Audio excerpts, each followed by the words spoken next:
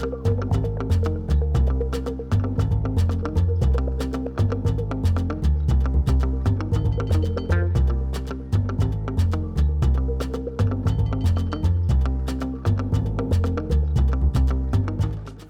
Léo, pourquoi est-ce que tu veux faire souffrir la photographie? Parce que je pense qu'elle m'a fait beaucoup souffrir par ailleurs. Je pense que je suis arrivé à un moment où j'en ai eu un peu marre. Je crois que je m'ennuyais à la fois dans ma pratique, mais aussi je pense que la photo un peu m'ennuyait globalement. Mon retour d'une certaine manière dans l'univers photographique, je pense que ça s'est fait via les classiques qui m'ont amené à la photo. Parce que je pense que je suis devenu photographe avant tout parce que j'étais fan de photographie. Et du coup, je me suis replongé un peu dans le panthéon personnel, tous les chefs-d'œuvre qui m'ont constitué, je pense, en tant que photographe. Il y a eu une résidence organisée avec le musée Niepce. Et du coup, ce projet-là, je pense, a été extrêmement enthousiasmant pour moi, parce que ça a complètement changé ma vision de faire des images.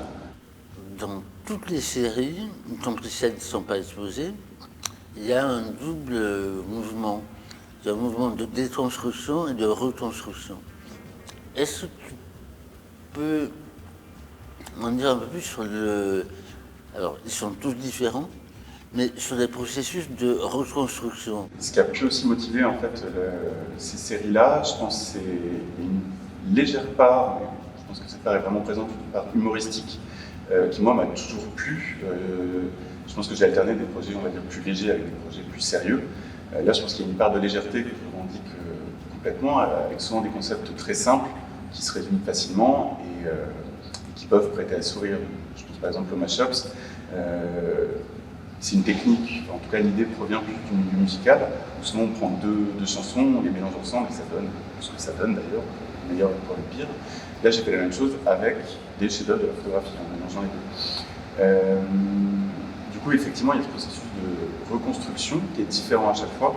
Je pense à déconstructivisme, où là le principe c'est de reprendre tous les éléments d'une photo et de les réagencer complètement différents pour faire de nouvelles compositions. Ça peut être mélanger deux chefs-d'œuvre de la photographie grâce à l'outil Photoshop pour créer une nouvelle image. Ça peut être faire colorier des enfants, ça peut être aussi isoler toutes les têtes d'un livre photo pour refaire une espèce de composition en all-over. Donc les processus sont à chaque fois très différents, mais j'espère qu'ils se complètent les uns les autres. La série des mashups, elle est assez évidente d'étonnant compris. Il s'agit de deux images smashées.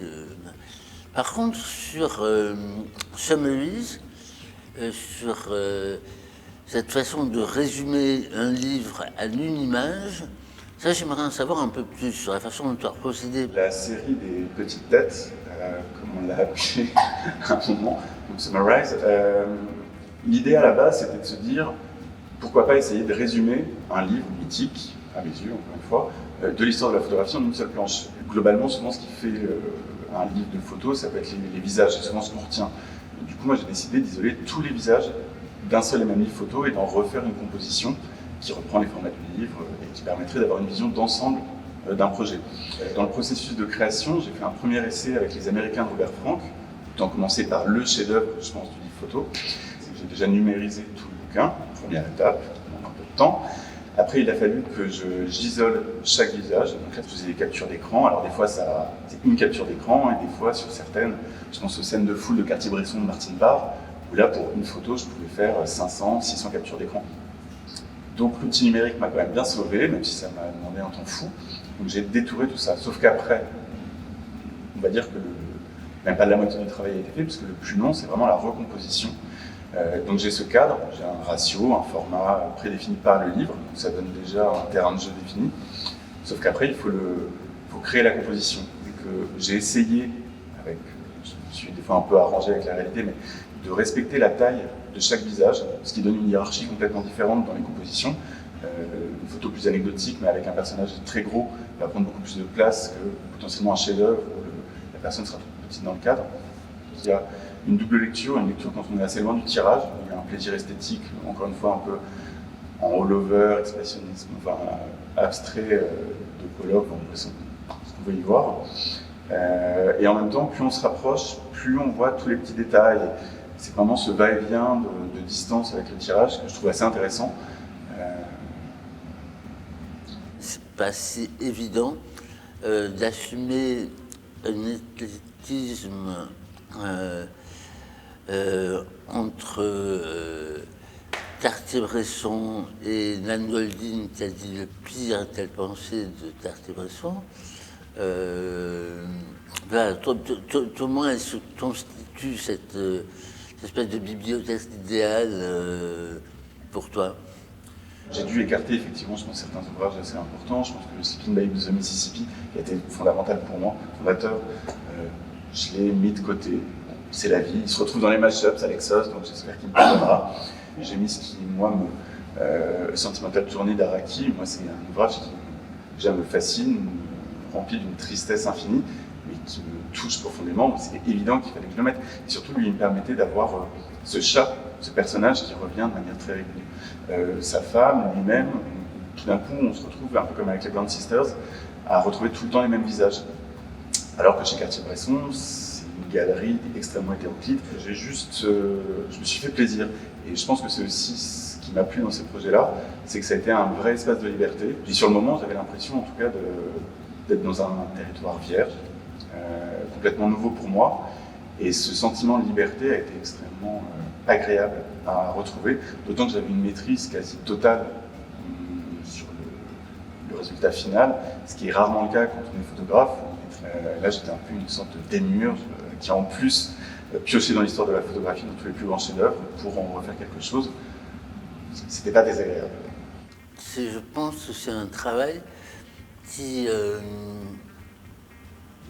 a vraiment un sens alors qu'on est passé du monde de la photographie au monde de l'image. Et pour moi, pour moi aussi, ça fait partie des raisons pour lesquelles je voulais exposer. C'est signifier la photographie en tant que telle est minoritaire aujourd'hui. Elle fait partie de l'ensemble des images. Et toi, tu es dans ce questionnement aussi. J'ai eu l'impression que c'est pas que l'histoire de la photographie était maintenant derrière elle, mais je pense que la photographie telle qu'on l'a connue à une époque, qui a généré énormément, je pense, d'icônes, vraiment parler d'icônes, est peut-être un peu derrière nous. Je pense que la prolifération des images a fait que malheureusement, on les regarde peut-être moins et moins longtemps. Du coup, elles ont moins le temps de s'installer aussi dans l'imaginaire collectif. Ça continue d'exister. Je pense qu'il y a certaines photos chocs. Malheureusement, il y en a certaines qui ont été générées par les crises migratoires qui restent, je pense, dans l'esprit. C'était pour moi une manière de rendre hommage, mais aussi de me réapproprier ce qui m'avait constitué, de me redonner un peu de plaisir de la photographie. Et c'est vrai que je me suis replongé, en fait, quasiment toutes les photos datent d'avant les années 80, donc avant ma naissance. Et oui, effectivement, c'est quand même des projets qui, globalement, sont liés à la photographie argentique. Oui, ça semble très vieux, toutes ces photos maintenant. Ouais. Vous savez, je suis nostalgique. 36 ans et je suis déjà nostalgique. C'est pas si mal.